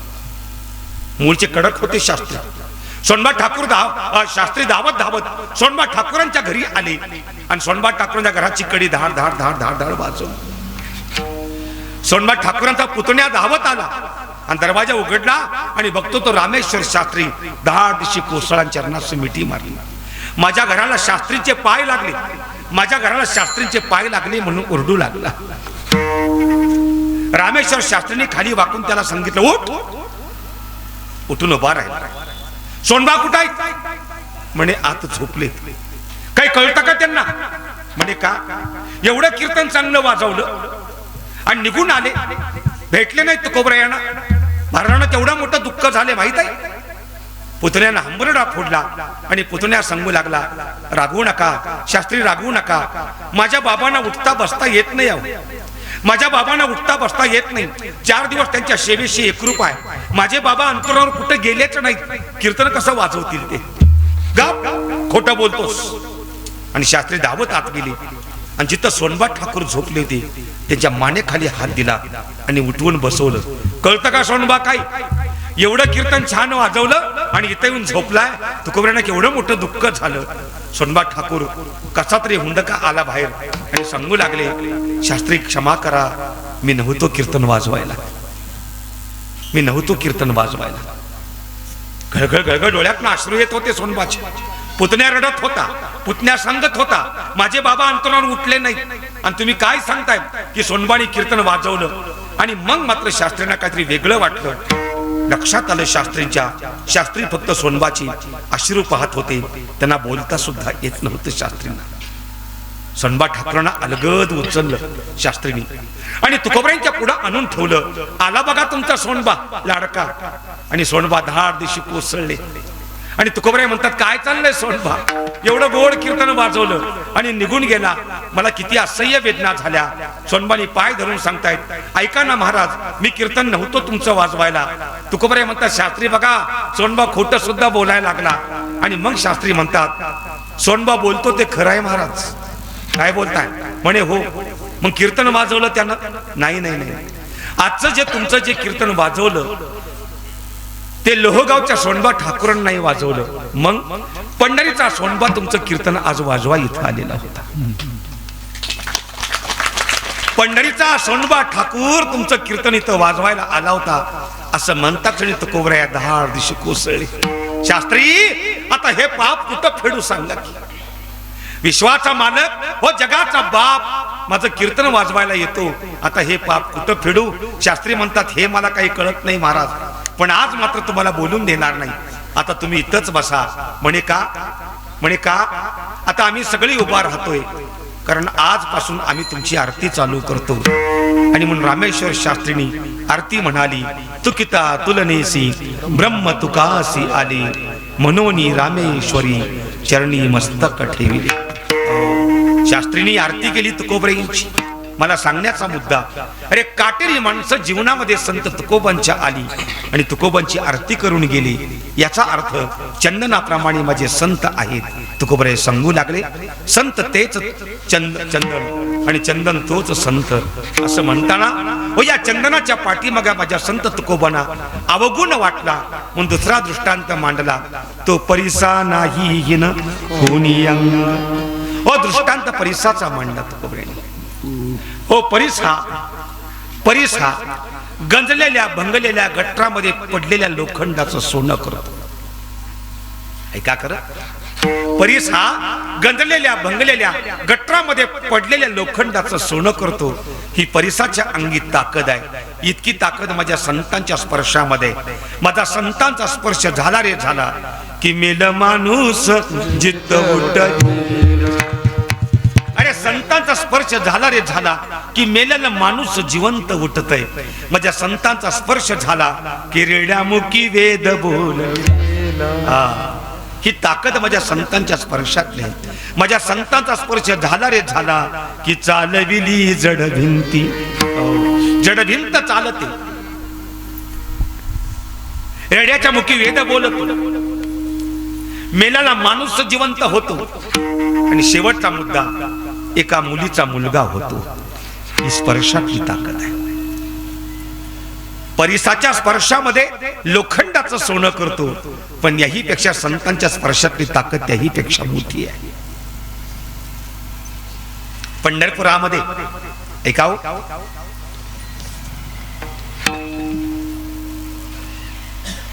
संत नामदेवांच्या काळामध्ये एक भागवत नावाचा सदग्रस्त, तो रुक्मिणी माता आई साहेबांचा भक्त होता. तो रावळामध्ये यायचा, पण विठोबाच्या गाभाऱ्यामध्ये कधी जायचा नाही. फक्त आणि फक्त रुक्मिणी माता. रुक्मिणी माता एकदा प्रसन्न झाल्या त्याला आणि म्हणाल्या, भागवता मी तुला प्रसन्न आहे, तुला काय हवं ते माग. आणि त्यावेळी भागवता म्हणतो, आई साहेब एक वेळचं अन्न खायला नसतं मला, एक वेळचं अन्न खायला नसतं मला. रुक्मिणी माता आई साहेब म्हणतात, घाबरू नकोस, आजपासून तुझ्यात का श्रीमंत तूच असतील. म्हणजे डोळे झाकले, हात पुढं कर. हात पुढं केला आणि भागवताच्या हातात रुक्मिणी माता आई साहेबांनी एक परीस ठेवला. डोळे उघडले आणि पाहतो तो काही परीस लोखंडाचं सोनं करतो. अरे भागवताला इतका आनंद झाला आणि भागवता धावत आपल्या घरी आला आणि भागवताच्या बायकोचं नाव आहे कमळाबाई. त्या कमळाबाईला हाक मारतो, कमळाबाई धावत आली. काव ओरडताय? हे बघ म्हणे काय परीस आहे, लोखंडाचं सोनं करतो, तू आता श्रीमंताची बायको होणार. अरे कमळाबाईच्या गगनामध्ये आनंद मावत नव्हता. एक वाक्य बोलू, एक नाविन्यपूर्ण वस्तू घरामध्ये आली तर माणसाला कधी शांत बसू देत नाही आणि यातल्यात महिला तर अजिबात बसत नाहीत. घरात फ्रीज आणला की 5-6 बायका आल्याच पाहिजे. त्याला काय कुकू लावायची गरज, लावायची. कळायला पाहिजे आमच्या घरात परीस आलाय, नाही का? पूर्वीची माणसं बैलाच्या बाजारावर जायची, जत्रेवर काय 5-6 दिवस निवांत थांबायची आणि लागली लहर तर साठं लोट करून काढून एखादं नवीन आणायचंच आणि परड्यात बांधायचं. मग कधीच आयुष्यात ह्यानं चुना नाही कधी दिला कोणाला. मुद्दाम हा करतो, या तंबाखू खायला का? त्या निमित्तानं बैल बघेल मी नवीन आणलेला. ही मानसिकता माणसाची. मग आता भागवताच्या बायकोनं काही कमी पडावं. भागवताच्या बायकोनं तो हातामध्ये परीस घेतला आणि पळत संत नामदेव महाराजांच्या घरी धावत आली. आणि संत नामदेव महाराजांच्या पत्नी, त्यांचं नाव आहे राजाई. या राजाईनं हात मारते, कमळा, ए राजाई बाहेर ये. राजा याच्या धावत आल्या. का ग कमळा? हे बघ काय म्हणे, काय परीस आहे, लोखंडाचं सोनं करतो, श्रीमंताची बायको झाली अगं. अरे राजा आईसाहेबांना इतकं दुःख झालं आणि मनातल्या मनात म्हणतात, ए देवा किती लबाड आहेस रे, किती लबाड आहे. माझ्या नवऱ्याच्या कीर्तनामध्ये वेडा होऊन तूच नाचतोस ना. म्हणा बरं. नामदेव कीर्तन करी पुढे देवनाथ पांडुरंग. नामदेव कीर्तन करी पुढे देवनाथ पांडुरंग. नामदेव कीर्तन करी पुढे देवनाथ पांडुरंग. नामदेव कीर्तन करी पुढे देवनाथ पांडुरंग. नाचता देवाचा गेला पितांबर. सावध होई देवाचे बोले कबीर. सावध होई देवाचे बोले कबीर.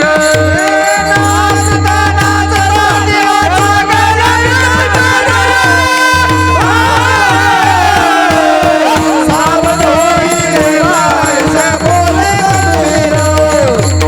सावध होई देवाचे बोले कबीर.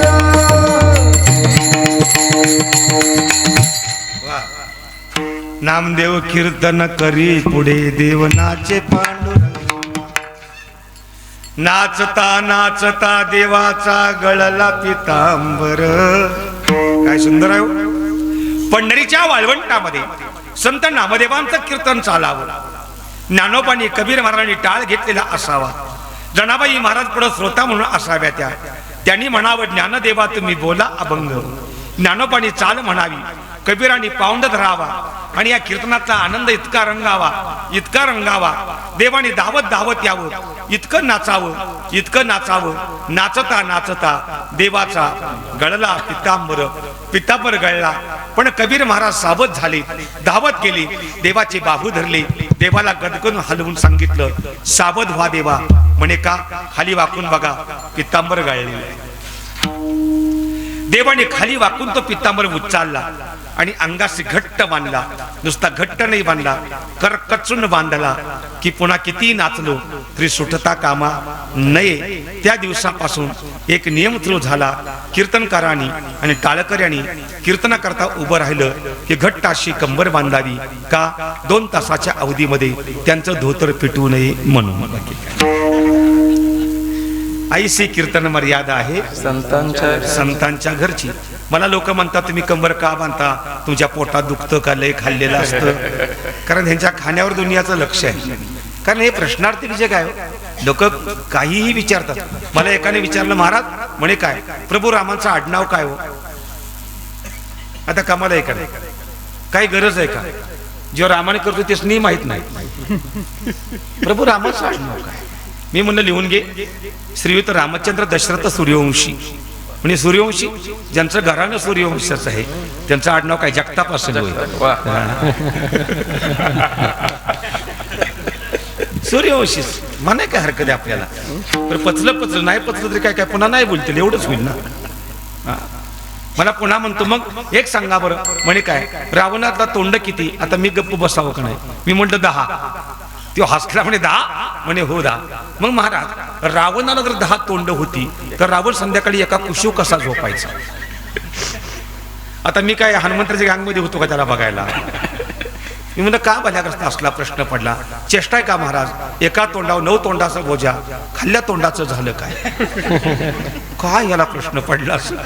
मी म्हणलं बाबा रावण संध्याकाळी झोपताना 5 फुटाचा खड्डा खांदायचा. म्हणजे खड्डा कशाला, खड्ड्यात 5 आणि वर 5, खाल्ल्यावर लोड येत नव्हता. काय सांगायचं. काही मनुष्य विचार. राजे आईसाई म्हणतात माझ्या नवऱ्याच्या कीर्तनामध्ये वेडाहून तू नाचतो, पण तुला कधी असं वाटत नाही का नामा तुला पण एखादा परीस घेऊन जा. आणि हळूच बोलल्या, ए तू माझी मैत्रीण ना ग. हा एक काम कर ना. म्हणे काय, हा परीस दे ना आजच्या रात्र माझ्याकडे मुक्कामाला, उद्या माघारी करते. त्या खालील मैत्रीण नाही कशा म्हणाव्या त्या. देऊन टाकला तो परीस. हे उद्या दे बरं, हा निश्चित ये आणि घेऊन जा. परीस एका डब्यामध्ये ठेवला आणि राजाई आईसाहेब माळ्यावर चढल्या. डबडी चिलपट भंगार गोळा करू लागल्या, सोनं करायला. एवढ्यामध्ये नामदेवांचा प्रवेश झाला. नामदेवांनी विचारावं काय चाललंय राजाई, बरं झालं तुम्ही आला. म्हणे का, हे लोखंड आणि हा परीस याचं सोनं करा, मी आणखीन भंगार गोळा करते. नामदेवांना इतकं दुःख झालं, इतकं वाईट वाटलं. आणि नामदेव महाराज म्हणू लागले असली गहाण माझ्या घरात कुणी आणून टाकली असेल. नामदेव महाराज परिसाला गहाण म्हणतात. आणि हातामध्ये तो परीस घेतला. राग आला त्या परिसाचा संत नामदेवांना. आणि धावत धावत नामदेव महाराज अंगणामध्ये आले आणि असा काही परीस भिरकावून टाकून दिला की तो चंद्रभागेच्या पाण्यामध्ये जाऊन पडला. राजा यायसाहेब रातभर रडू लागले. उद्या भागवताची बायको मला विचारेल माझा परीस कुठे आहे, मी काय सांगावं. तुझा परीस माझ्या नवऱ्यानं चंद्रभागेला फेकून दिला, हे खरं वाटेल का. उजाडला दिवस, आली भागवताची बायको. ए राजाई राजाई बघू ग बघू किती किलो सोनं केलंस. राजा येथे रडू लागल्या. हे रडतेस का ग, अजून 2 दिवस मुक्कामाला ठेवू, पण रडू नकोस. नाही ग. मग अगं तुझा परीस माझ्या नवऱ्यानं चंद्रभागेमध्ये फेकून दिला आणि हंबरडा फोडला.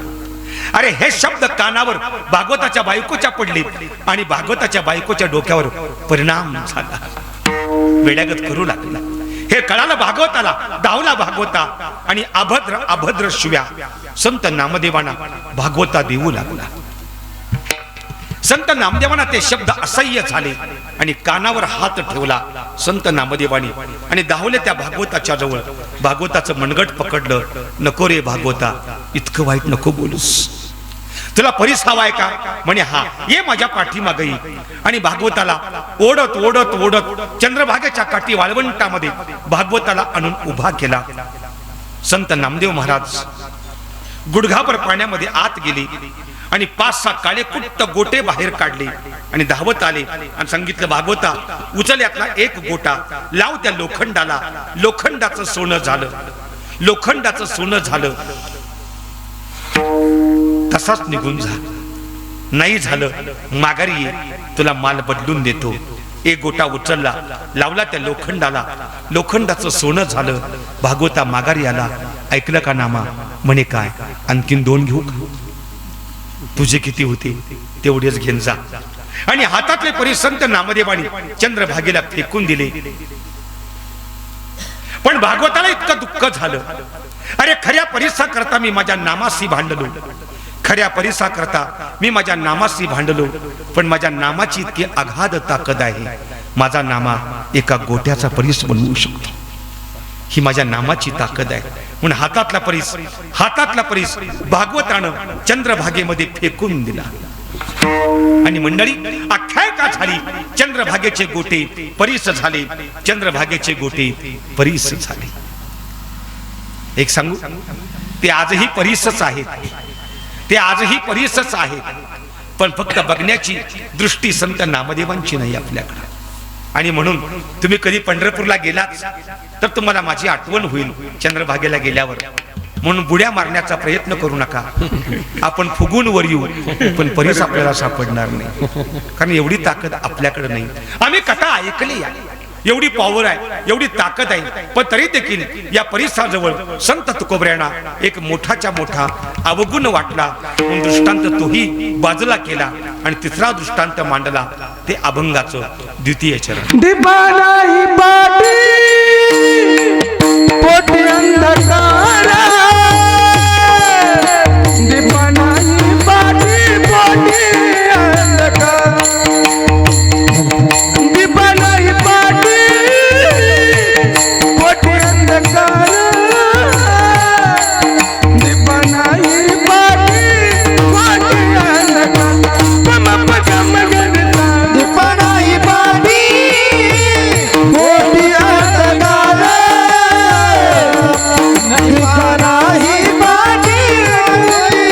अंधकार, दीपानाही पाटी पोटी अंधकार, दीपानाही पाटी पोटी अंधकार.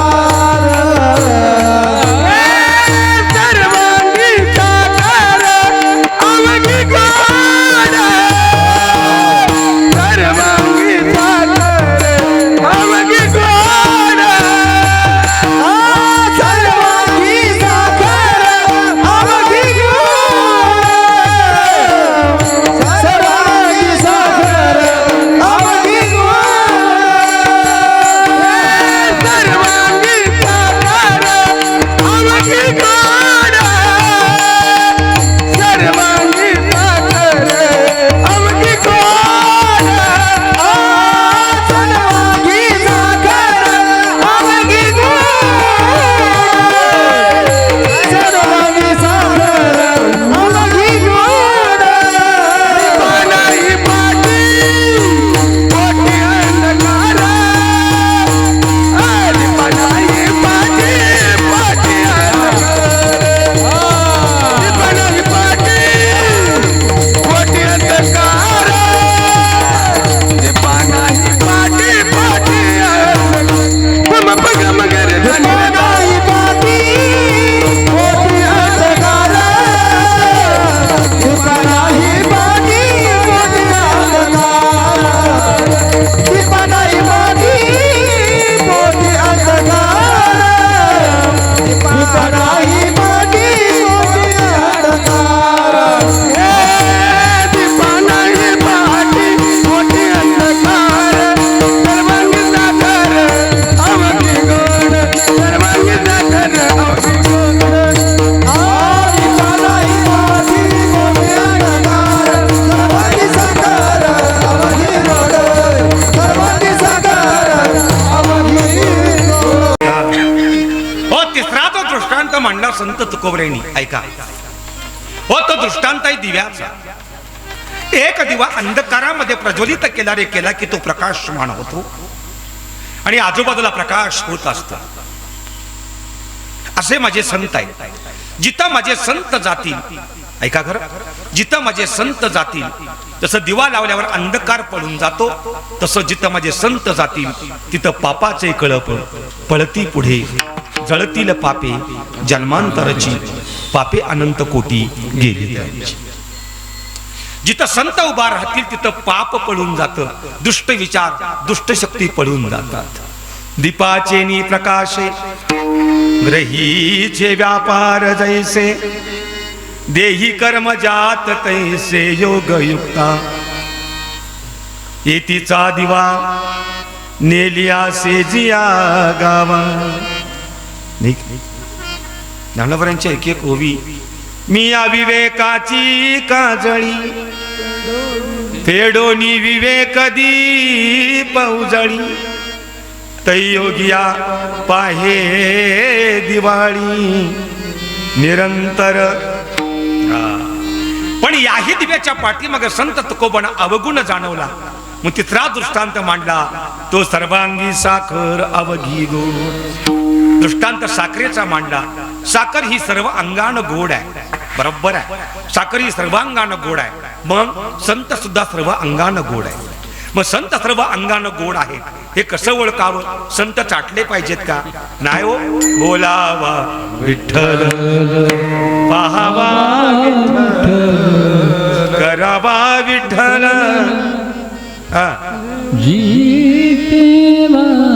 जीवे भावे बोलावा.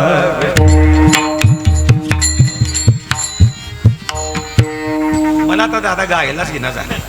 काय झाले काय काय होते विठ्ठलामुचे जीवन. अरे ज्यांचं जीवनच विठ्ठलमय आहे ते सर्वांग साखर, साखरे प्रमाण गोड आहे. मग गोड संत साखरे प्रमाण गोड इथं अवगुण नाही.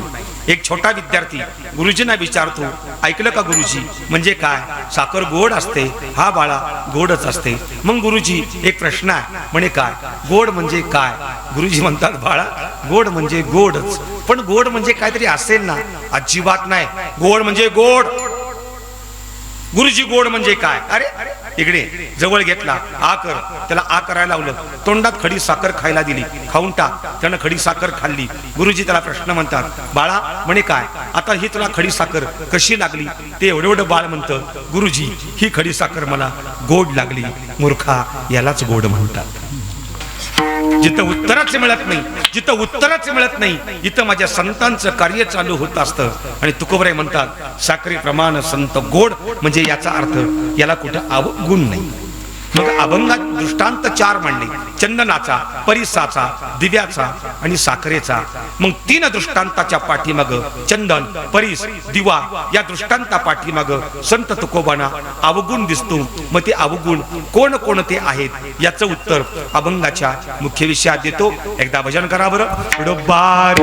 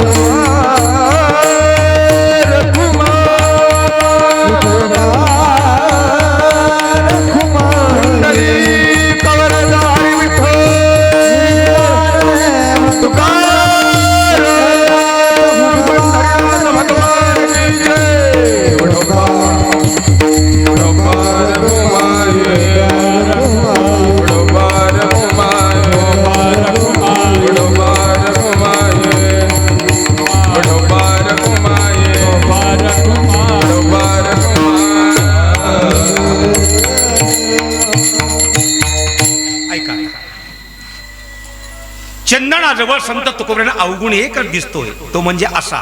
बारीक लक्ष द्या. चंदन हा स्वतः सुगंधी आहे. सभोवताच्या झाडांना तो सुगंध देतो, हा त्याचा गुण आहे. पण त्याचा एकच अवगुण आहे की ज्या झाडांना त्यानं सुगंध दिला त्याला चंदन कधी असं म्हणत नाही मी तुम्हाला माझा सुगंध दिला.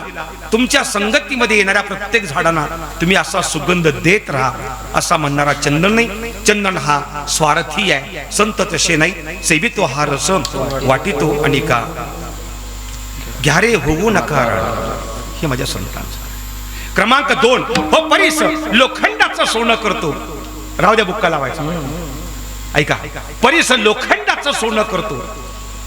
पण ज्याचं सोनं केलं त्याला परिस असा म्हणत नाही की मी तुझं सोनं केलं, तुझ्या भावकीतल्या प्रत्येकाचं तू सोनं करत राहा असा म्हणणारा परिस नाही. असे म्हणणारे माझे संत नाही. माझे संत कसे आहे? आपणा सारी के करती तात्काळ, आपणा सारी के करती तात्काळ,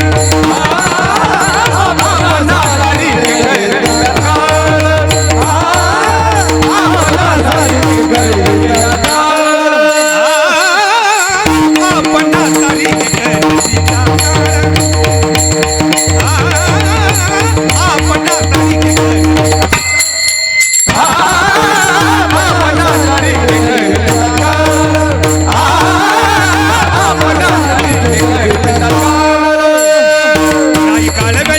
लागे नाही काळा वेळ तया लागे नाही काळा वेळ तयाला आपणा तारी आपणा तारी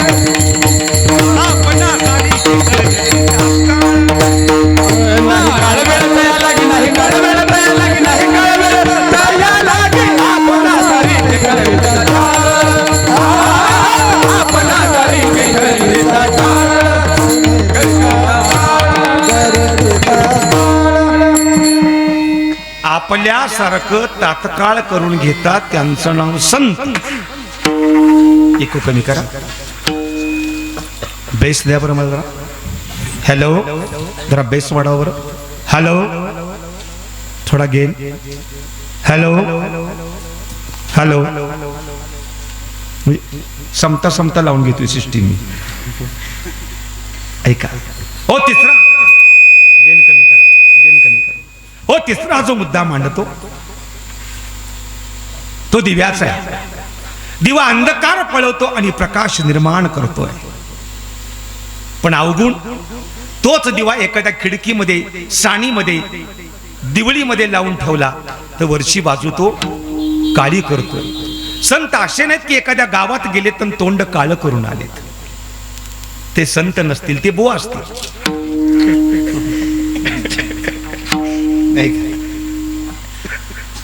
मला एकाने विचारला, हा दिवा, हा लावलेला दिवा कुठं काळं करतो का? त्याला म्हटलं चालू लाईट मध्ये बल्ब काढून घे आणि होल्डर मध्ये बोट घाल, तुला इतकं शांत वाटेल.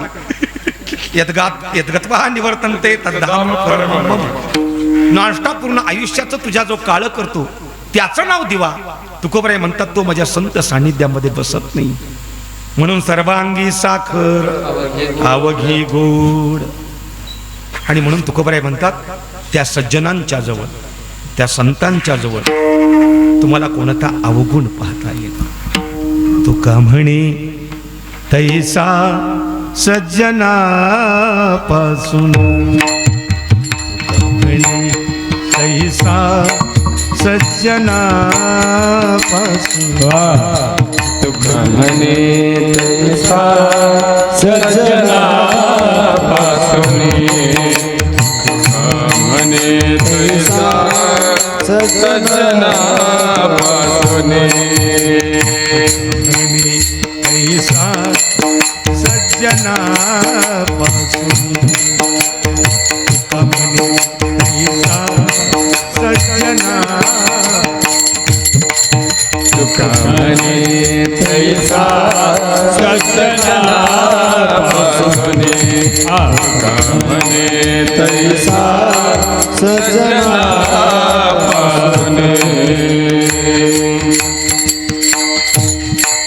पाहता अवगुण मिळेची ना, पाहता अवगुण मिळेची ना. पाठी पोटी पाठी पोटी पाहता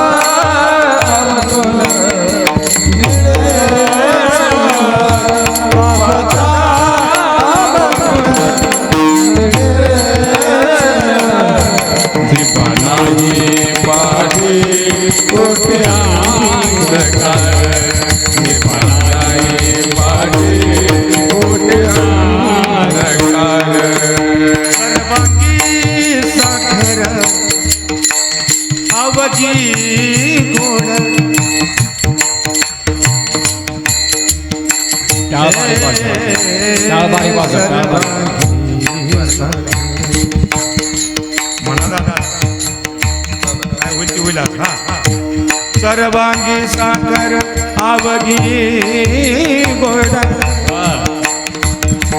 आवगी गोड सर्वा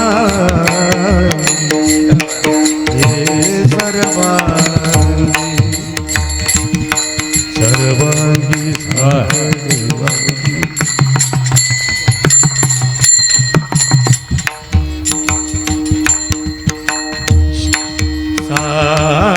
साखर आवगी गोड. क्या बात.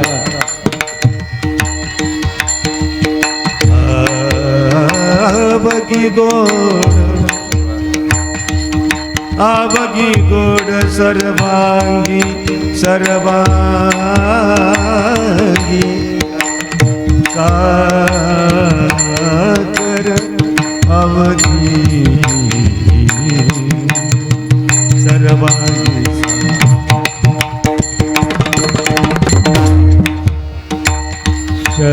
सर्वांगी साकर गोडला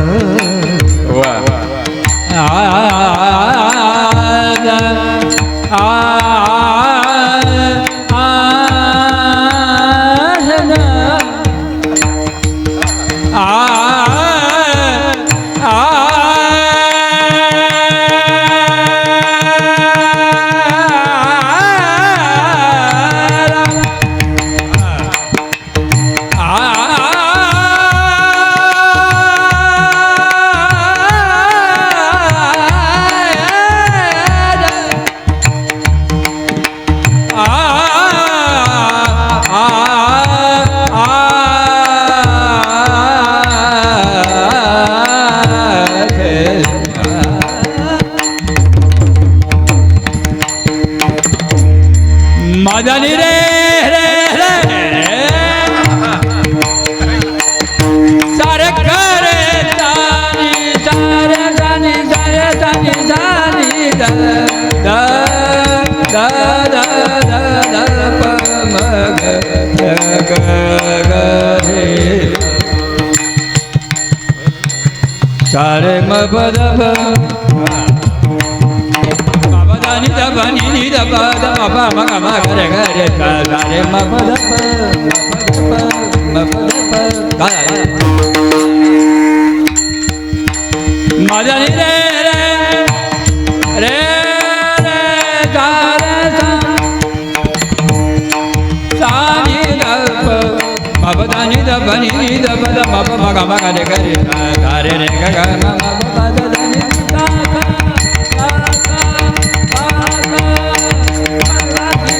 ka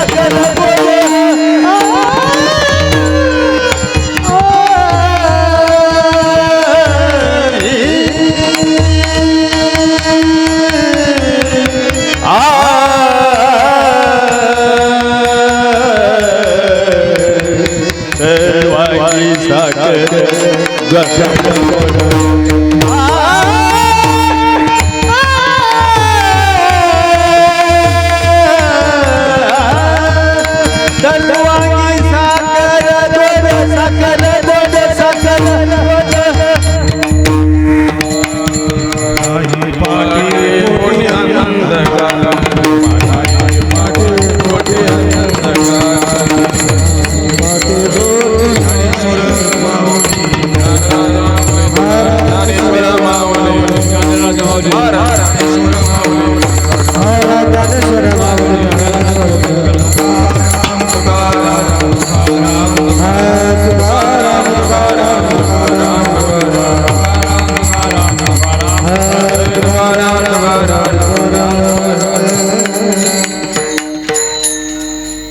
अण्णा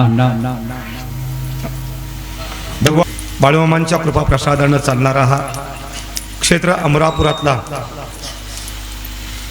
10व्या वर्षातला हा सुंदर असा सोहळा. त्यानिमित्तानं अमरापुरामध्ये येण्याचा योग पुन्हा एकदा या मंडळींनी आणून दिला. ग्रामस्थ मंडळी, कार्यकर्ते मंडळी, ही नेतृत्व करणारी मंडळी, मगाशी बोलल्याप्रमाणे आमचे शहाजी दादा, त्यांचाही फोन होता. विलास बुवा 2-3 वेळा त्यांनी बोलवलं, पण मध्ये घोटाळा झालं. म्हणे आता घोटाळा नाही वयात सप्त्यात नाही, आणि म्हटलं येतो काही हरकत नाही. त्या निमित्तानं ही सगळी मुलं अतिशय छानशी गाणारी, असा सुंदर माहोल केला वादकांनी, गाणाऱ्यांनी, साऊंड सिस्टीम, या सगळ्यांचं मी ऋण व्यक्त करतो. त्यांच्या ऋणामध्ये राहतो. जे काही 4 शब्द बोललो ते माझे आजोबा वैकुंठवासी पारायणाचार्य पुंडलिकजी महाराज वेणुकरांचे शब्द आहेत. चुकीचा असेल माझ्या वाणीचा दोष. निन्नते पुरते अधिकते सरते करुणे घ्यावे तुम ते विनवितो असे. विठ्ठल जय जय विठ्ठल जय जय विठ्ठल.